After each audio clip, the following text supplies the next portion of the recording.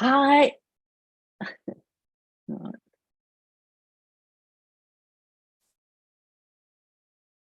Hi, everyone. Welcome to module 3 of our More Money, More Flow, More Fun, and More Money challenge. How exciting is it? We're sort of halfway there, it's pretty exciting. How did you get on with the meditation that we did yesterday in the module? When we did module 2, or whenever you did module 2, I hope that you felt some shifts going on. Pretty exciting when we get to this point, because you've got to think about structure. And really, our gifts are often just sitting right under our noses. And yet we're so quick to forget the magnificence of who we are. And that's because we just think it's natural for us to do that. And what comes naturally to us isn't always easy for us to see for ourselves and explain to others. Like when people ask you, well, what do you do? And you try and explain it, and you're always told to have an elevator speech. But our story really is our superpower if we choose to believe it. And there are hidden gems all sprinkled throughout it. So let's explore where your strengths have been hiding and where they've been making an appearance.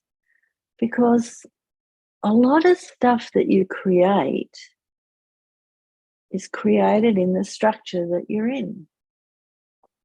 The only trouble is that the programming that we have from childhood unconsciously controls where we're going and what we're doing, unless we learn to take control.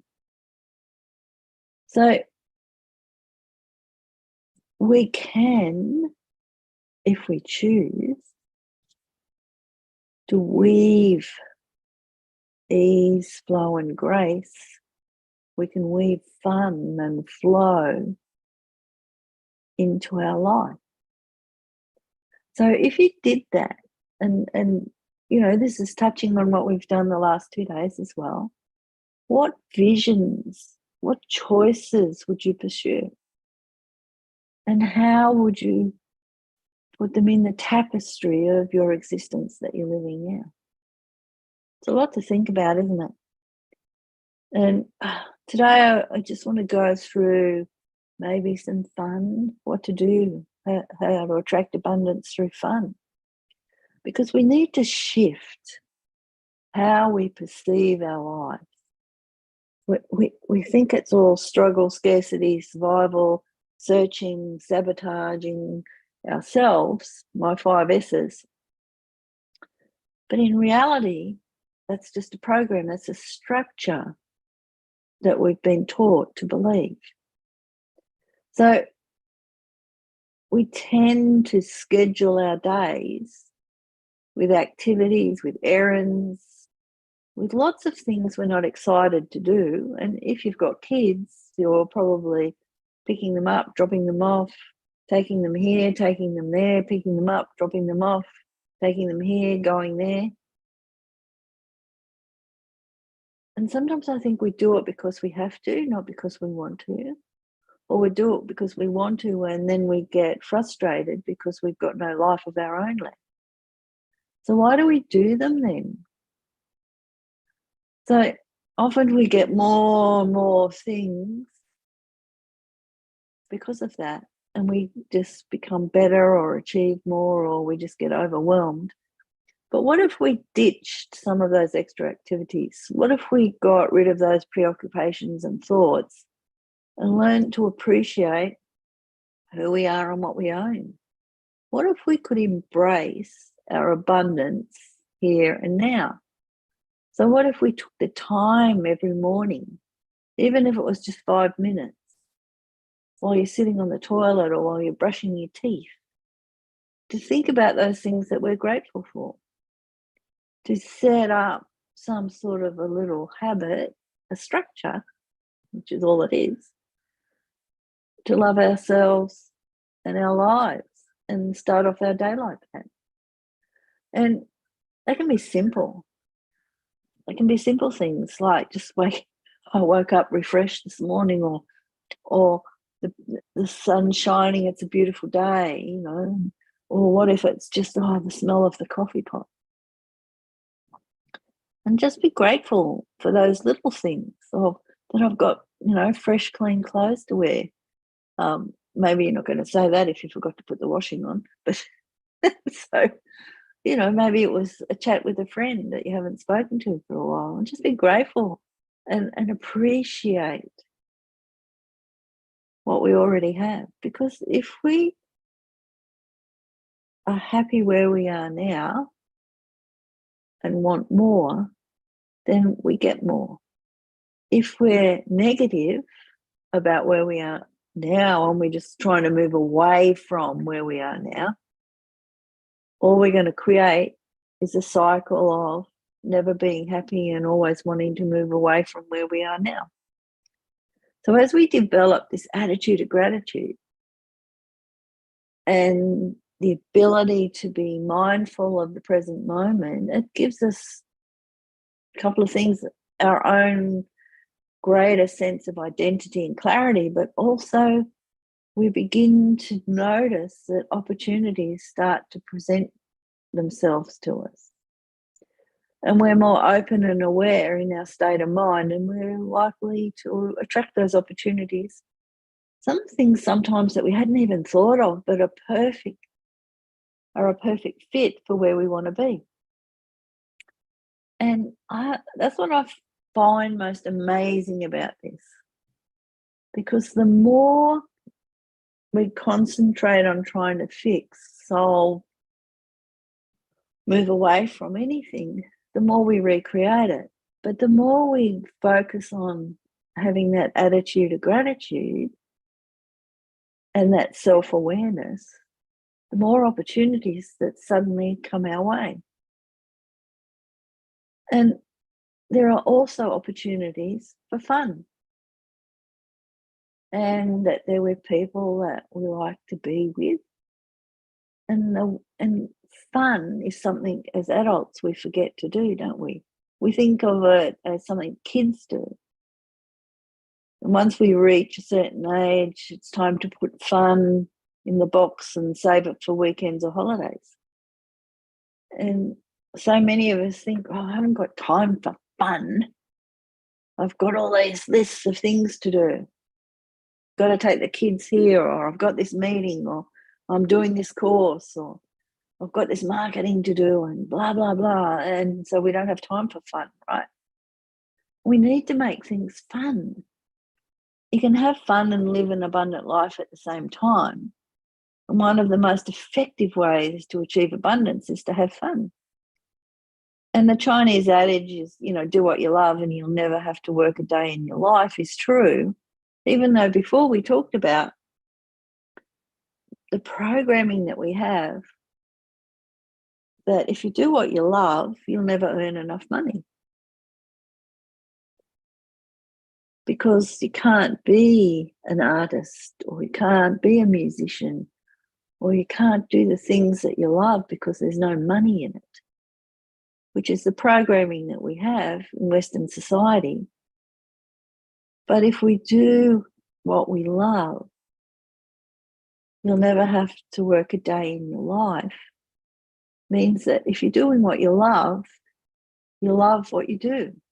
And so that opens up, and you're grateful for it, all these opportunities to be it. So people like Steve Jobs, Bill Gates, Oprah Winfrey, they all had a passion and they built their life around it. Even if they hadn't made millions of dollars, they still would have continued doing what they do because they love it, because that's who they are and they've embodied it.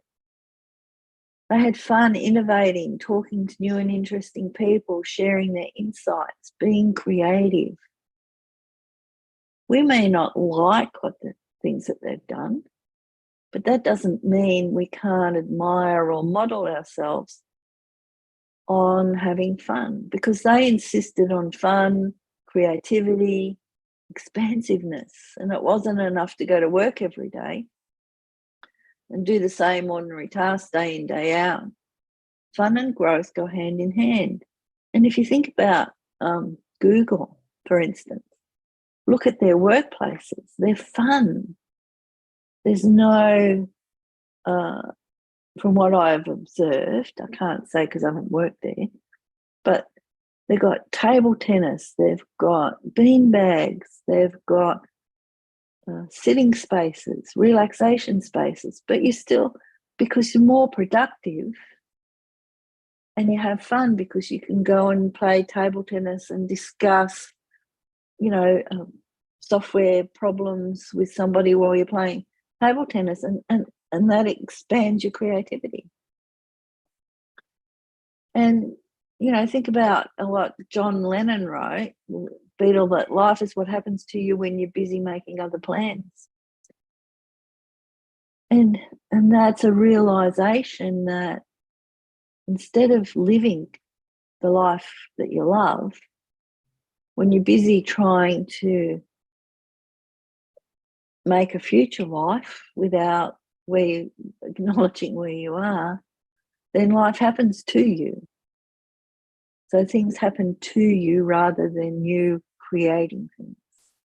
And because when we're in inspiration and when we step into that creative mode,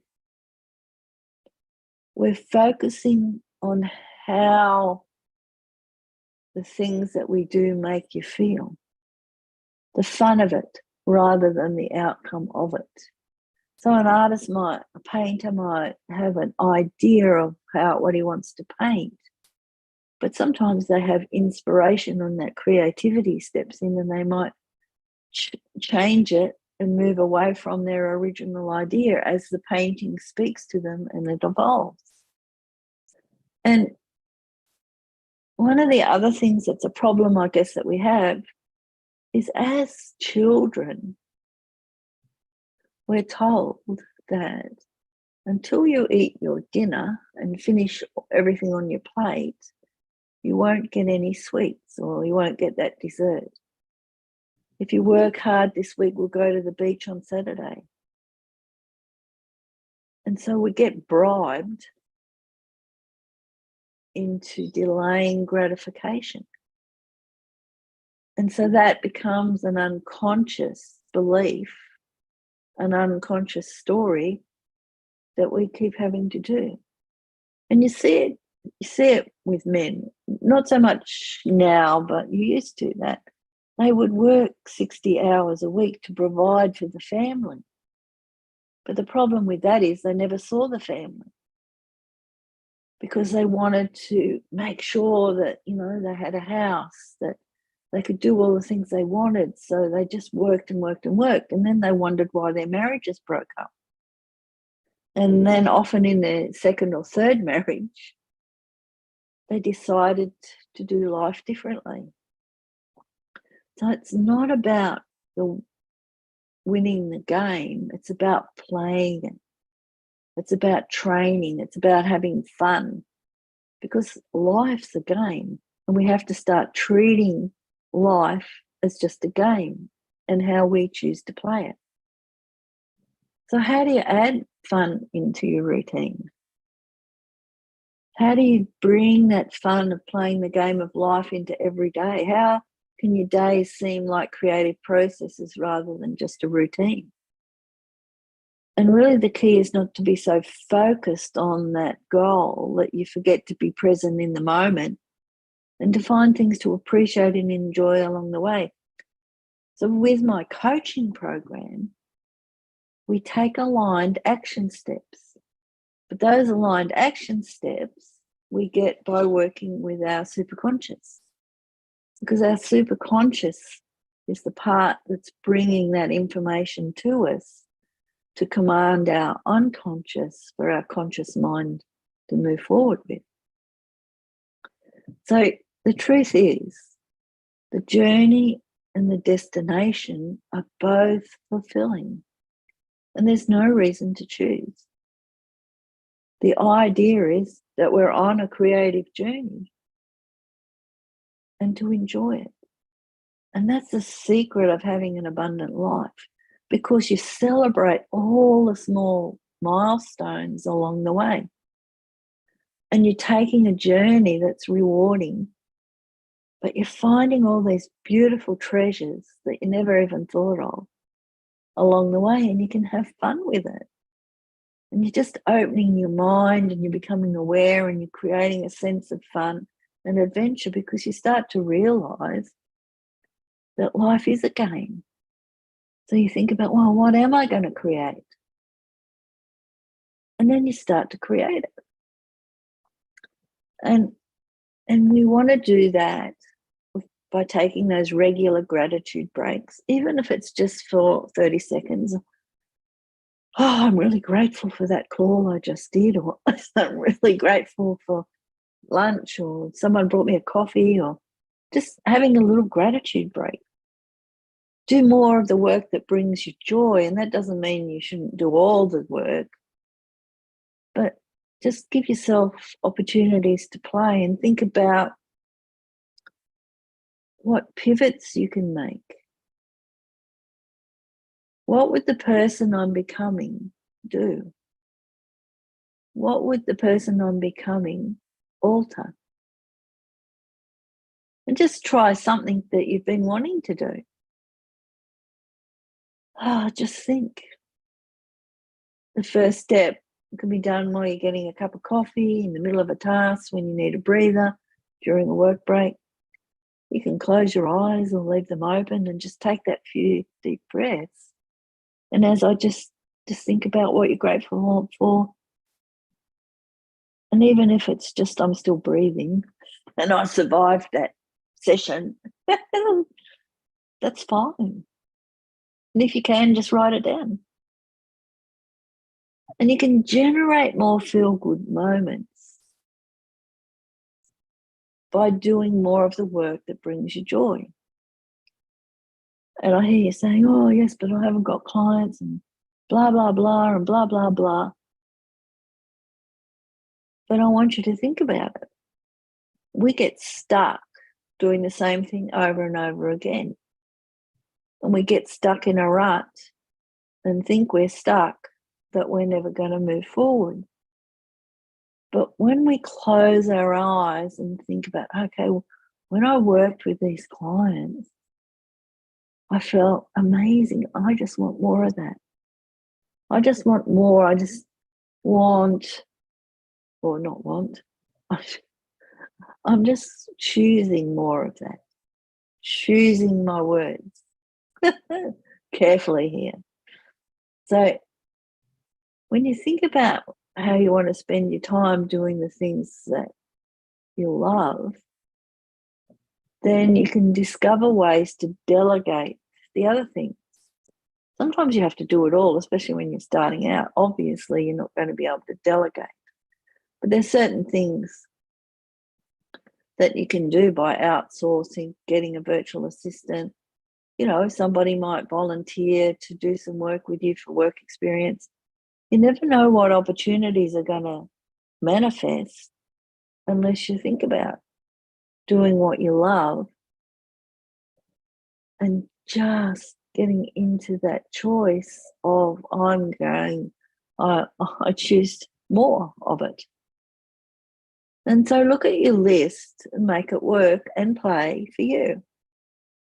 And just start removing an item that you don't like doing. Obviously, you're not going to remove something that's important to your business or important to your life, but you might be able to outsource it, eliminate it, or delegate it.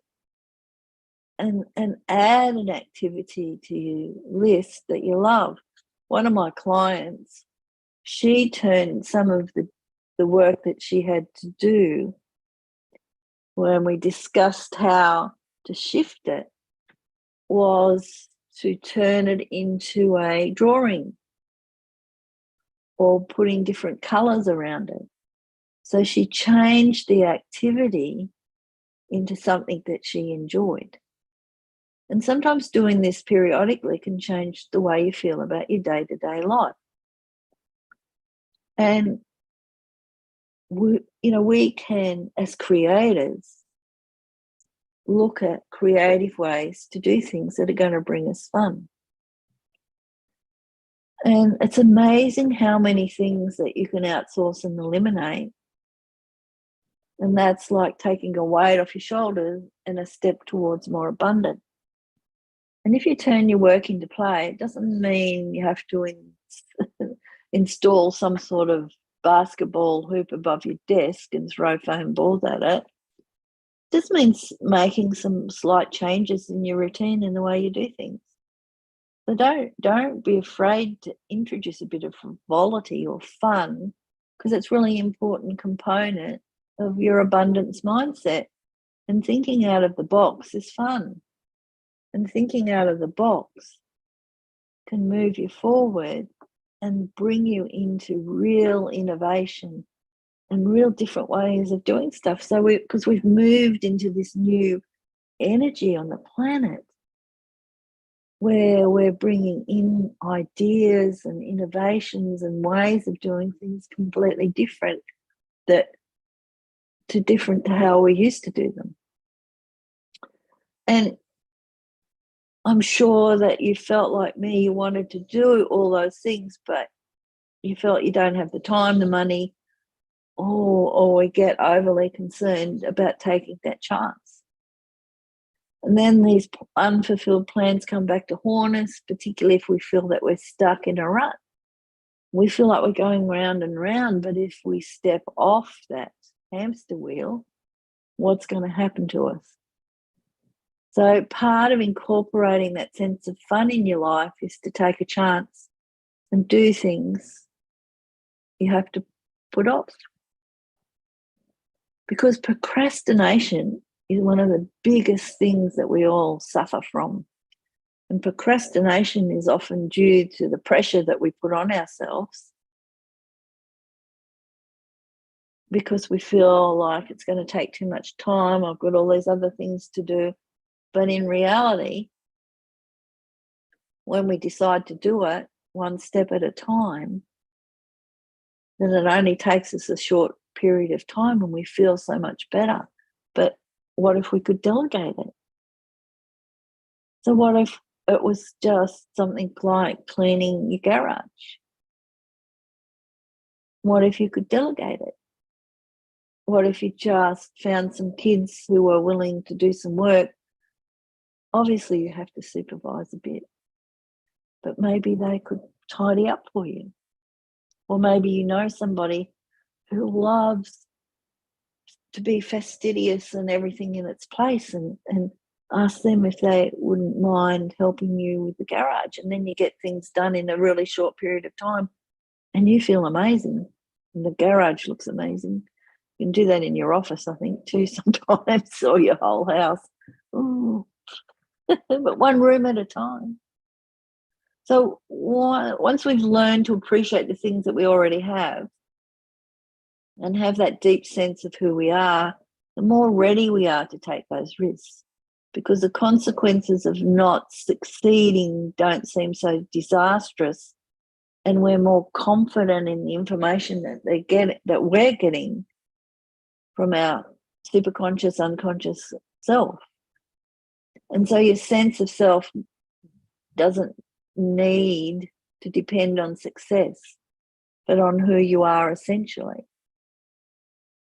And your dignity, if you like, your ego can withstand not succeeding the first time around. And it's really funny, isn't it?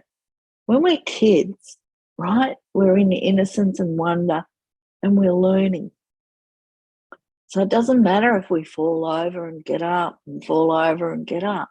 But as adults, if we're not succeeding the first time, even though it's something new that we're learning, we don't want to do it.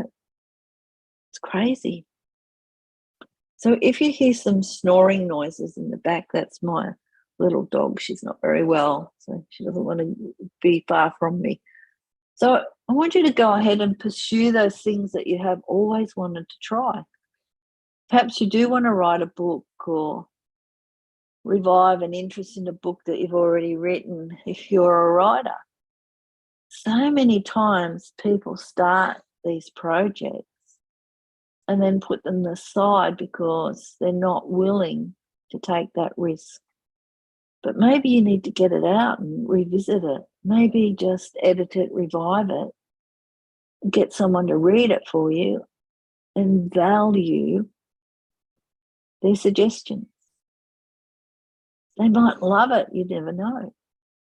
And as long as the chances that you take are within reason, they're worth pursuing, because it means allowing your dreams to take you to new heights and bring abundance to your life. You know, I've coached not so many, but I've coached quite a few people who have written books and they've just been sitting there waiting. And then they finish the books, and then it's the next pressure is to get it published, to get it out in the world and to be a #1 bestseller, right? We put ourselves under so much pressure. But we don't have fun. And when we make it a little bit of fun, then it's okay. So just commit yourself to doing one thing that you enjoy but that you keep putting off. Something like yoga, tai chi, meditation, coffee with a friend, taking yourself out to lunch, going to the movies. And so get out of the habit of procrastination and just take those baby steps and pursue those goals that have been hanging around you for a while. So when you take that chance and explore those possibilities, you're always learning something regardless of the result. You'll learn how capable you are. You gain enhanced appreciation of yourself and your resources. Things may not go as planned and you may beat yourself up, but then you have to stop and think, well, at least I know what not to do. I'm aware of my capabilities. I'm aware of the things that I need to shift.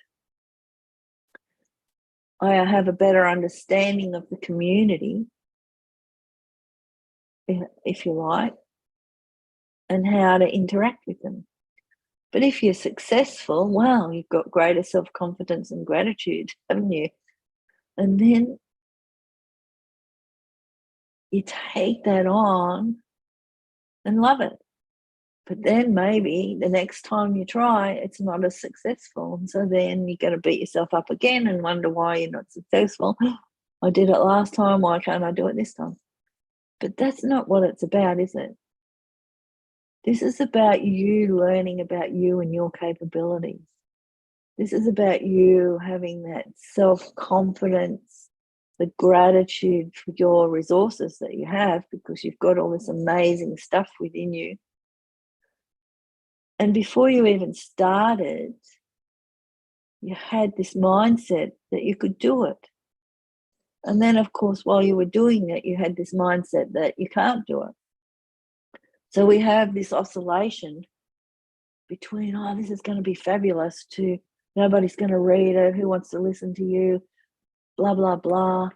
So, you know, we have all that, and that's cool. And so make it a game. And then after achieving it, you know what you can do, and you can appreciate that what you have is enough to create that success and feel abundant.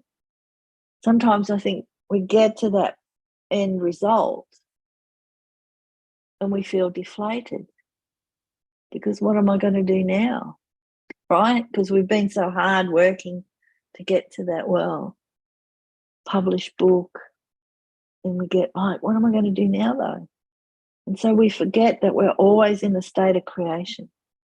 So it's always reaching out for something new and exciting and wonderful and expanding our vision of where we go. But at the same time, taking aligned action, staying in the present moment, what our current reality is, and what brings us joy in this moment. Because achievement can become a burdensome habit. And if you're a superstar, or if you've had this amazing work, you have an expectation on yourself to be even better next time.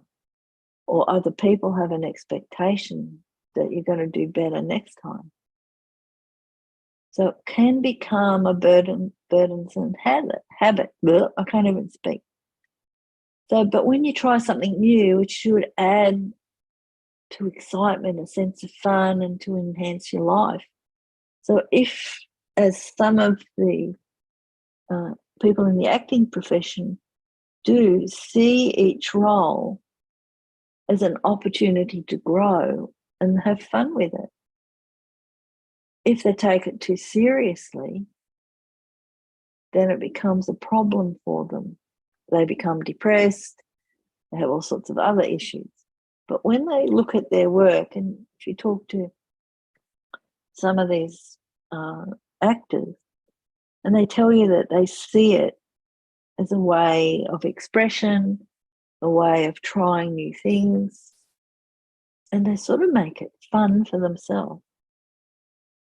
So sometimes achieving things can be addictive, and self-imposed pressure can result that will zap the enjoyment out of our lives.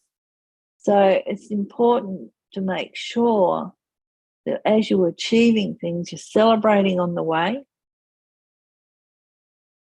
You bring the attention back to yourself when you've achieved it. You look at your life as well as the personal qualities that you have that allowed you to get there. And you're going to ask yourself, well, what's next? What's my next big thing that I'm going to do? What's my next thing that I'm going to do? Is it to have a holiday? Is it to relax? Is it to allow that creativity to come in? And really, that's allowing the focus of your life on living. So how do you put that focus back on your life and avoid racing from one goal to the next? Well, stop, slow down, enjoy your day-to-day activities, focus on the present moment, and think about what you have in your life. Think about the things that you've accumulated, things that you love, places that you want to be or go or been. And think about all those things. Think about how abundant you are and how you've created that life. And don't have hurry sickness, because hurry sickness is that we can't slow down even if we wanted to. We have to respond instantly to every message, to every phone call, to every Facebook post. And that's because our digital reality allows us to do more things quickly and easily. As I said, we can be talking to people on the other side of the planet. And for a lot of people, they can't even unplug. They can't even leave their phone in the kitchen or the living room or somewhere else while they sleep overnight. They can't even turn their phone off while they sleep, because there's that fear of missing out, the FOMO. And when you think about that, it's crazy, right? So my generation, we didn't have mobile phones or all those contraptions that we have now, where we've got a computer in our phone. So we're more likely not to take our phones to bed. But if you're younger and people use their phone as an alarm clock, then they're likely to be on their phones scrolling through. Just need to check my messages one last time before I go to sleep. And they wonder why they have sleep disturbances, why they're not sleeping well, why there's depression or anxiety. And just easily something to do is to buy an alarm clock and leave their phone outside the room so they can sleep. So all this constant hurriedness can create more challenges because it's raised the expectations of others. Our clients want answers faster than ever and prompt replies to their emails, even when you're on holidays or on weekends or after hours. And because we live in a 24-hour society where maybe I know my clients are all over the world, but they do understand that I reply to them in my time zone, not theirs, unless I'm up doing something, obviously. But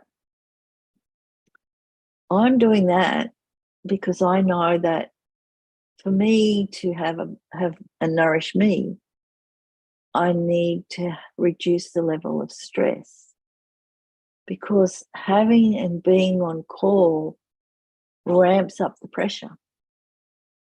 I have had, because I was a nurse, so I used to be on call. So some of the occupations where I work, because I worked in remote places, I was on call 24 hours a day, 7 days a week. So I know what that does to your body. So what about you? Are you ready, willing, and able to put your phone aside, get an alarm clock, do something else to shift? And we talked earlier about tasks we don't want to do, like answering those emails and chats right away. So you can automate it and send a message to say, we'll deal with this within the next 24 hours. But the point is, we know that the fast pace of life is almost unavoidable, but we need to take a stand and reclaim those parts that we can from hurry sickness and social pressure to always account for where we are and what we're thinking. We need to reclaim our thoughts, our space, our presence, and slow down and savor the moments that we can in our journey. We're just being controlled so much that we need to reclaim us. We need to savor the moments, to have that, if doesn't matter whether you're man, male or female, to have that nice bath with bubbles, read a book, to go and have a manicure or a pedicure. We don't have to wait for special occasions to savor those moments. And it's to make, one of the things that I learned in my studies, that to make washing the dishes, walking the dog, brushing my hair, cleaning my teeth, to me, meditative moments, to be present. Even ironing and cleaning, if you do those things, they can be moments that you can pay attention to and extract value from. And ask yourself, what is there to savor about doing that? Well, if you can savor those mundane activities and be present and think about how clean the dishes, feeling how clean the dishes are, about brushing your hair and stimulating your scalp and the blood supply to your brain. When you start to think about what you're doing and how those mundane activities are important, it becomes pleasurable. And it's cultivating that habit of stillness and focusing on the present moment that makes the food taste better. Fragrance is more pleasant and the image is more vivid. And so when you start to do these things, it's the start of doing mindfulness meditation. And savoring the moment is part of that. It's not necessarily a systematic process. It's just being and focusing your attention entirely on what you're doing or experiencing. So how many of you multitask? How many of you are on a phone call and on the computer at the same time multitasking? You're not present for the person that you're talking to. How many of you are multitasking while you're listening to this? It means that you're not present. And you don't have to push thoughts away, just focus on something. And those extra thoughts will start to fall away.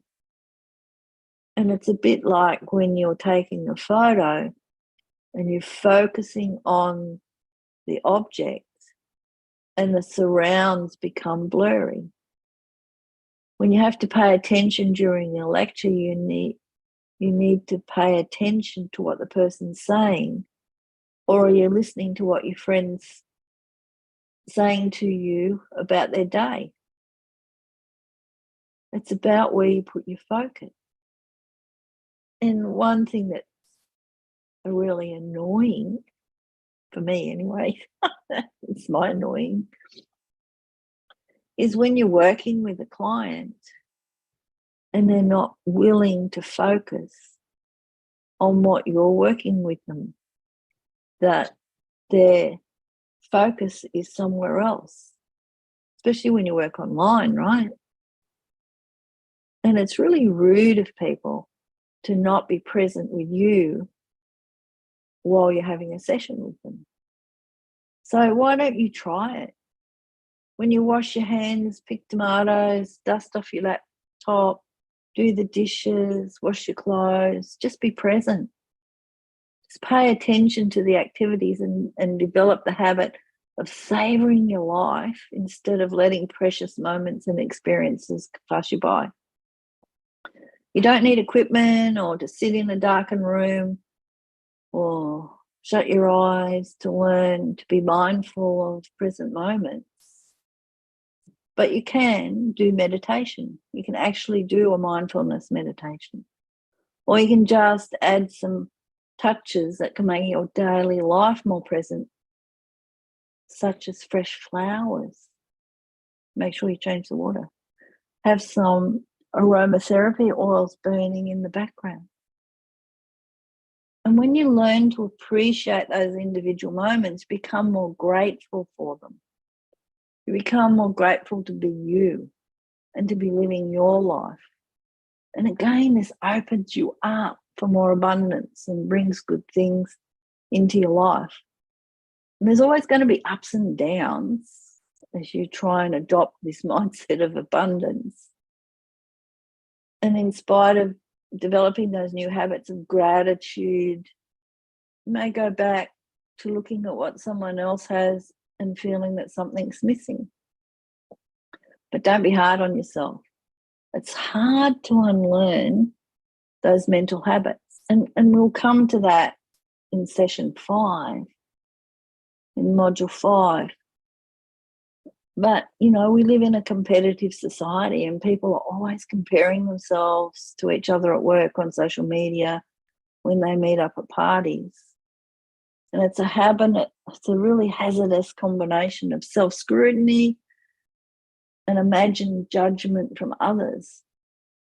When you realise that people might judge, but it's more about themselves than you.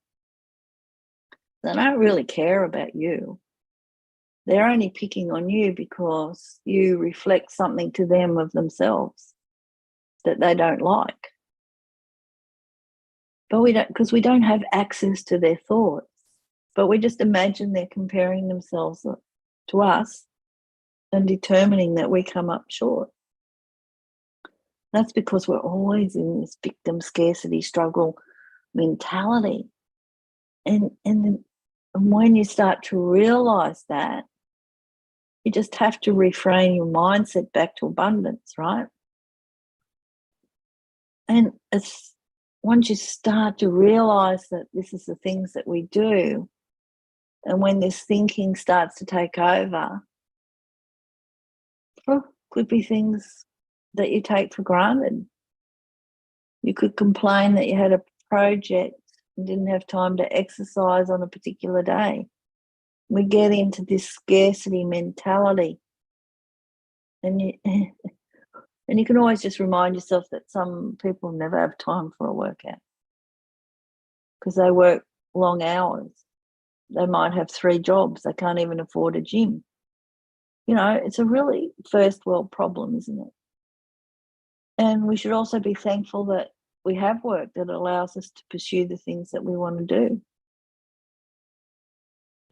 Hey? But what do? We don't. We complain. We complain. We get into scarcity and struggle. We think people can compare us to themselves, which they do. But when you look on social media, they're not real, are they?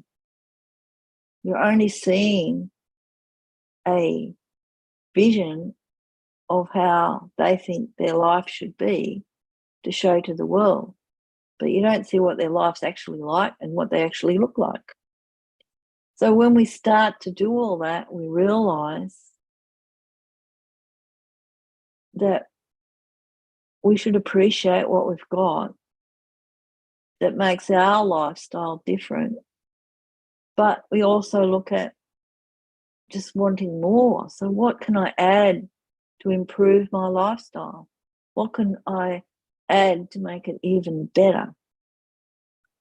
So I work from home and I'm really grateful for that. But that means you're working more than 5 days a week usually. So why not revise that and work what hours that you want to work? And just appreciate the fact that you can do that. Obviously, if you're working for someone else, sometimes you have set hours that you work, but then it's your choice how many days you work. So you can always negotiate, right? So you can schedule. And so it's all those different things. I know I was applying for different positions of working from home, but it had to be the hours that I could do because of my home conditions and why I work from home. So that meant that my choices became different, but it had to fit into my lifestyle. And so then, obviously I work for myself, but you have to get to that and know what it is that you want. And appreciation doesn't preclude change and growth. Appreciation is just a step on the ladder to greater evolution and mindset of abundance. It's really crazy when you consider what we do and think about ourselves. So why not acquire new skills? Why not travel, be open to new relationships, tune into others and really have joy for what they're achieving? Why not have that feelings of joy for them? Wow, that's really amazing. What a good job you've done. How fantastic. So then people will always have joy for you, for your successes. Why not? Why not learn French? Why not learn Italian? Why not learn a different language to expand your brain? And just being able to enjoy the sound of the language or understanding movies. Why not learn something? Why not travel? Why not see your own country? Why not just go on a weekend trip away where you can relax and open yourself to new possibilities? Why not build new relationships, make friends with new people, go to some new hobby, learn, I don't know, stained glass work or learn the banjo or learn the ukulele. Go somewhere where you're going to have fun, meet new people, have new friends. And just think about relationships. And maybe they have totally different mindset to you. And that enriches your life. So when you meet someone new, traveling, learning a new skill, you have an open beginner's mind. And because you don't, and you can't relate it to another experience that you've had. And approaching the novelty with that childlike openness and innocence can be really helpful. And it's like, look, listen, think, feel with open consciousness. Because we're all in this life together. And when you adopt that attitude of gratitude, we realize there's enough for everyone. And then we deeply appreciate what we have. And there's no reason to grab attention or opportunities away from other people, because we can truly share our hearts and the spotlight and be happy for others and celebrate their accomplishments. And even if you've been rivals in the past, when you cheer on someone for their achievement, whether a video goes viral or they get their number of subscribers or they're booked out, this doesn't diminish any of your achievements. Even though you may have the same goals and the same ideas, you just haven't gotten there yet. So when you start to feel genuinely happy for someone else, it'll get you into the habit of honestly believing in abundance, feeling certain there's enough for everyone and opting for cooperation rather than competition. And when you start to put that celebration of others into practice, just wait and see what happens. And I can hear you say, oh, it doesn't happen. But it does happen. It's not instantaneous. And it seems strange when you do it. And that negative mindset, unconsciously that comes up. But when you recognize it, cool. That's just my old identity popping up because it feels unloved and it feels pressured and doesn't feel right. And when you love it and go, yeah, but there's more than enough for everyone. It's just not our time yet. Our time's coming. And then your natural ability to celebrate the success of peers will be second nature. And you get into the belief that there's true abundance for everyone in your life and the world. Because you create what you want. So your exercise homework is to look at what your archetype is. When you have an idea of what your archetype is, you get a better idea of what your strengths and weaknesses are. So there's a link for you to do that and just give it a go. And then think about your daily rituals and think about the things that you can eliminate. And then we'll be into module 4. So I hope you have the best time. I hope you've enjoyed this. Let me know how you're going, because this is exciting. There's so much that we're covering in these 5 sessions, these 5 modules, that the shifts and the changes are going to be phenomenal. So you'll have access to the meditation part of the app, and there'll be a couple of other meditations in there for you to do. One's called the Blue Mist, and that's about looking at what your choices that you want. What choices could you have? That's pretty exciting. All right, see you in module 4, and I